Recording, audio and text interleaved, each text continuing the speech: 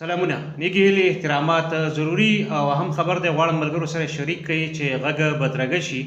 نن 15مه شپږشتمه ورځ ده چې د تورخم ګیټ او دغسې چمن اړخ ته ګیټونه بند دي. په پوله باندې تګ راتګ چې کوم دی نو هغه محدود دی.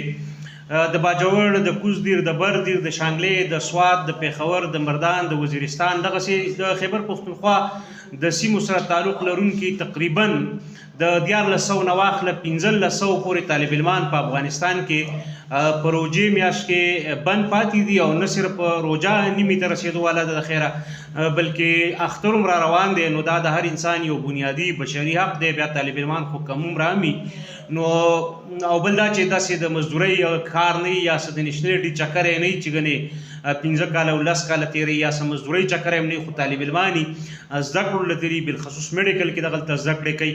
په افغانستان کې شمېرې د 1400 نه واخله تر 1500 پورې د آن 2000 هر څومره چې دي نو دی مختلفو حکامو سره رابطې هم کړي دي. خو د بدمرغۍ لا اوسه پورې غږ نه دی اورېدل شوی. نو موږ دا د دې ویډیو د لارې یو پوسټ هم ما کړی و.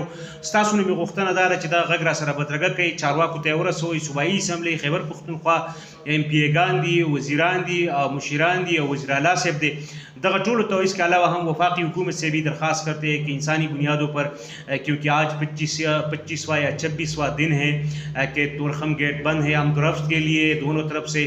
تو افغانستان میں پاکستان کے تقریباً 1500 1300 1400 یا 1500 سے لے کے تقریباً 2000 تک طلباء جو ہے وہ واپس آنا چاہتے ہیں، واپس آنا چاہتے تھے. بہتر ہوتا اگر وہ رمضان کے لیے، رمضان المبارک کے لیے اپنے اپنے گھروں میں آ جاتے. لیکن اب عید آ رہی ہے اور طلباء جو ہے وہ آنا چاہیں گے. لازمی بات ہے کہ قریبی علاقوں میں بائی روڈ وہ آسانی سے 8-10 گھنٹوں میں پہنچ سکتے ہیں. تو اتنی قربت میں اگر وہ عید گھروں سے باہر گزاریں گے تو یہ یقیناً ریاست کے لیے، حکومت وقت کے لیے اور اعلیٰ حکام کے لیے اور بالخصوص ان کے لیے تو لمحہ یہ فکریہ ہے. لیکن ان طلباء کے ساتھ جو وہاں پنسے ہوئے ہیں افغانستان میں، جن کا تعلق خیبر پختونخوا سے ہے، ان کے ساتھ ایک بدترین ظلم ہے. نہ صرف ان کے سوشل لائف پہ اس قسم کے منفی عوامل جو ہے وہ اثر انداز ہوتے ہیں بلکہ ان کی تعلیمی اور اکیڈمک پروفیشنل کیریئر پر بھی اس طرح کے معاملات خصوصاً عید کے دنوں میں گھر آنا، رمضان کے مہینوں میں یا مقدس دنوں میں گھر سے باہر رہنا، تو یہ ایک انتہائی ظلم ہے اور ان کے کیریئر پر بھی منفی طور پہ نظر انداز ہو سکتے ہیں ایسے عوامل.